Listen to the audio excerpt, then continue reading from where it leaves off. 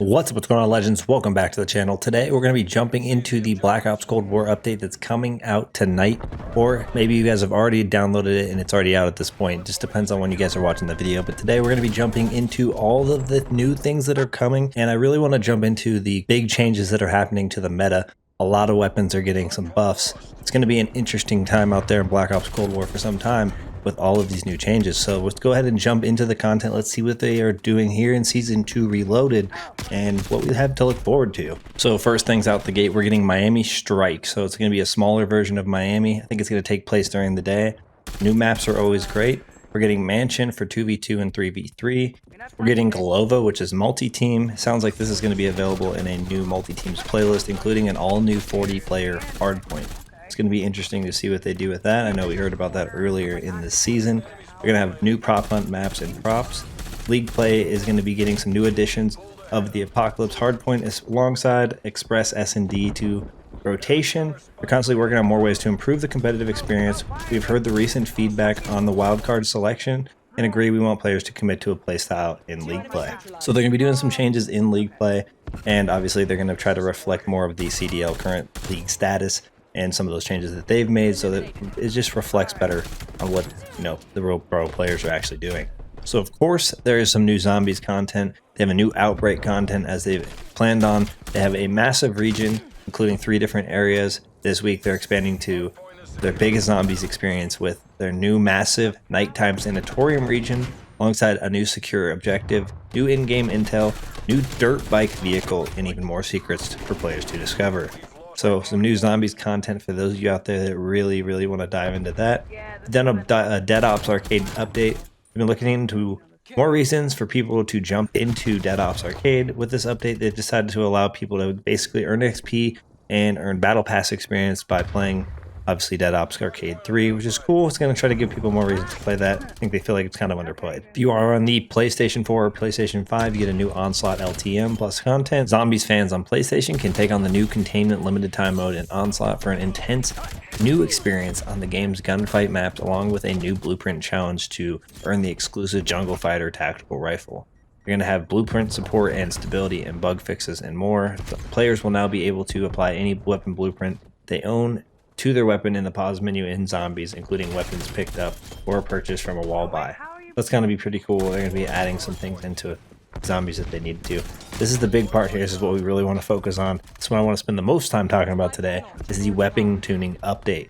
They decided to take weapon balancing to another level and make tuning changes based on time to kill data as each new weapon is introduced to the meta.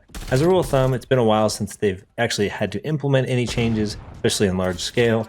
That's a good sign that the meta is generally well balanced. They wanted to thank the community for all the great feedback and gameplay data that need to drive balanced changes. They see how we play, and with billions of gameplay interactions at their fingertips, they've taken a fresh tuning pass across the entire Cold War arsenal to ensure each weapon plays to its strengths without emerging as a clear front runner in its class. So with that being said, in Season 2 Reloaded, they've implemented tuning to make the Krig 6 FFAR-1 Groza more competitive in the assault rifle class, as well as adjusting the Milano 821, KSP-45, LC-10, Mach-10, and AK-74U in the SMG class.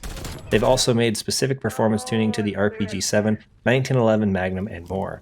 These changes include complete tuning passes on muzzle and underbarrel attachments that affect recoil on assault rifles and SMGs, increasing damage for rockets against enemies with flak jacket and hardcore, removing glint from sniper rifles with iron sights. Check out the full list, and we're going to go through them all here.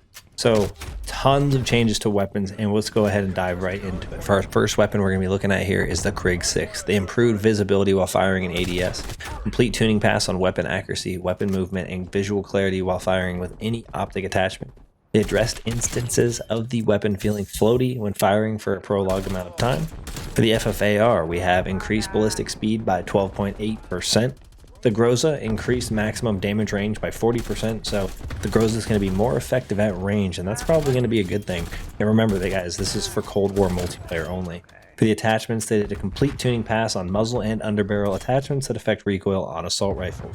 Alright, so we have our submachine guns now. We're going to go ahead and start with the Milano. We got increased mid-range damage by 10%. increased mid-range damage by 33%, increased sprint out speed by 14.2%, increased raise speed by 11%, and slightly increased ADS in speed. So across the board, huge buffs to the Milano, which was kind of underperforming, underwhelming, I should say. And it's going to be probably one of the better SMGs just by the sound of it. Obviously, we're going to have to dive in there and get our hands on it, but you know what I'm saying. KSP, we got increased ballistic speed by 32.5% and reduced the burst delay by 20%. So now the KSP is probably going to be disgusting, having less time in between those bursts with that delay being decreased by 20%. It's pretty significant. I think it's going to be noticeable. 74U, we have reduced accuracy with prolonged firing, and then reduced muzzle velocity by 23.4%. So essentially, they kind of, did a little bit of a nerf to the 74U. It's going to be interesting to see how that kind of balances out now. LC10, we have the reduced max damage range by 41%, slightly reduced mid-range damage. So it looks like a nerf also to the LC10, which kind of remained a little bit overpowered at the time. So new weapon already getting taken down a little bit. The Mach 10, they modified bullet pattern to add slightly more horizontal trajectories. It's going to be kind of interesting. I'm not sure how well that's going to work out with the Mach 10, but we're going to have to get our hands on that one and try it for sure. And then obviously attachments, complete tuning pass on muzzle and underbarrel attachments that affect recoil on SMGs. Alright, now into the Lmgs, or light machine guns.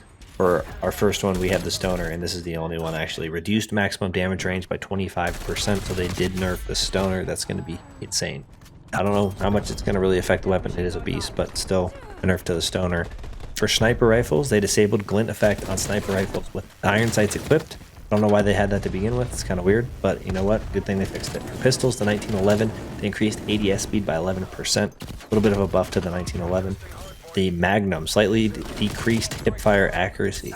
Dual wield bullet trajectories are now more varied when firing both guns simultaneously. And then redesigned the 4.7-inch takedown barrel attachment into a tight snub barrel. This attachment now adds damage to both enemies and vehicles. So they kind of changed a barrel, and they definitely nerfed this weapon overall. Be interesting to see if people are going to still want to use those dual wields. Are they even going to be viable? We'll find out after this update, of course.